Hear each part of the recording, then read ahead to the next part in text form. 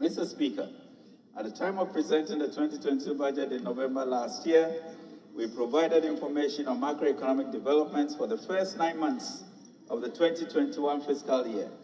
We now have received updated information through the end December 2021, which I now present as follows. Overall real GDP for 2021 grew strongly by 5.4% compared to 0.5% recorded in 2020 and the revised 2021 annual target of 5.1%. Non-oil GDP growth also increased to 6.9% compared to a growth of 1% recorded in 2020 and the revised 2021 target of 7%. Overall budget deficit of 28.095 million, 5.6% of GDP, against a deficit target of 19.73 billion Ghana cedis, 3.9% of GDP. Primary balance for the period was a deficit of 7.618 billion, 1.5% of GDP, against a deficit target of 672 million, or 0.1% of GDP.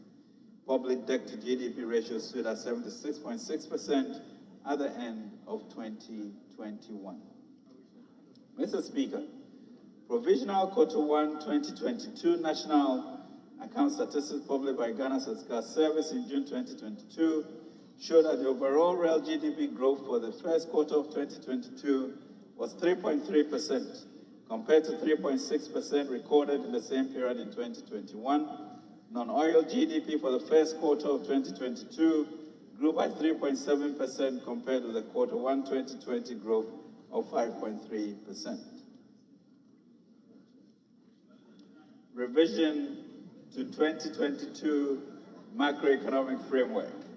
Mr. Speaker, as I've already indicated, the macroeconomic environment has significantly changed, prompting the revision of the macroeconomic framework. Furthermore, based on the development for the first 6 months of 2022 and outlook for the rest of the year, we have accordingly revised the macro fiscal targets for 2022 as follows. Overall GDP growth of 3.7% down from 5.8%. Non-oil GDP growth of 4.3% down from 5.9%. End period inflation of 28.5% up from 8%. The overall deficit of 6.6% of GDP down from 7.4%. Primary surplus of 0.4% of GDP up from a surplus of 0.1% of GDP, and the gross international reserves of not less than 3 months import cover. Mr. Speaker, the 2022 fiscal framework has also been revised to the fiscal performance for the first half of the year, including shortfalls in the expected yields from the new 2022 revenue measures, the implementation of the 30% discretionary expenditure cuts and other expenditure measures announced by government earlier in the year.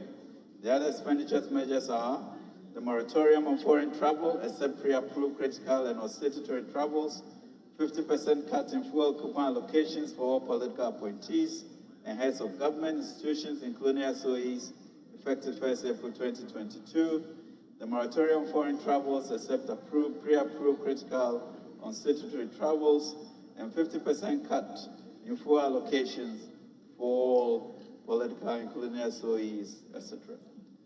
Government support for 15% of cost of living allowance to public servants, upward revision of the average weighted domestic interest rates, upward revision in exchange rate on account of higher depreciation, and revision of the benchmark crude oil price from $61.2 per barrel to $94.8 per barrel, and the benchmark crude volume from 59.5 million barrels to 58.0 million barrels. Mr. Speaker, accordingly, total revenue and grants have now been revised to 96.8 billion, 16.4% of GDP in 2022, down from the 2022 budget target of 100.5 billion, 20% of GDP, representing 3.7% reduction. Total expenditure, including payments for the clearance of arrears, has been revised downwards to 135.7 billion, 22.9% of GDP, from the original budget projection of 137.5 billion, 27.4% of GDP. Interest payments have been revised upwards from 37.4 billion, 7.5% of GDP, to 41.362 billion, 7% of revised GDP, mainly on account of inflationary pressures and exchange rate depreciating, resulting in higher costs of finance. Mr. Speaker, the revisions in government's fiscal operations results in a fiscal deficit on cash basis of 38.9 million, 6.6% of revised GDP, up from the 2022 budget deficit target of 37.012 billion, 7.4% of GDP. The corresponding primary balance is a surplus of 2.46 billion, 0.4% of revised GDP, up from the 2022 budget estimate of a surplus of 435 million, 0.1% of GDP.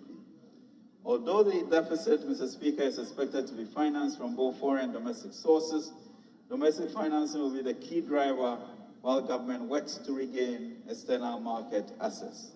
Mr. Speaker, the following revenue measures will be pursued in the remaining half of the year. EVAT. The digitalization of our revenue mobilization processes remain a key focus. Therefore, the GRA is finalizing all relevant processes to facilitate the effective collection of VAT revenue. This includes a proposed amendment of the Value Added Tax Act 870 to enable its electronic collection effective 1st October 2022. Property rates. It's fundamentally important that together with the Ministry of Local Government, we continue to assist and support the assemblies, not only to expand their revenue base,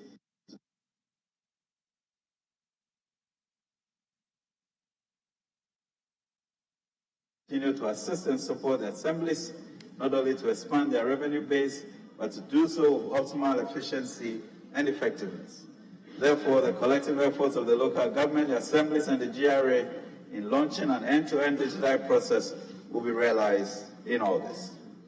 Extension of waiver of interest and penalty to December 2022, and introduction of upfront payment of VAT on importers not registered for VAT with implementation start date of 1st October 2022.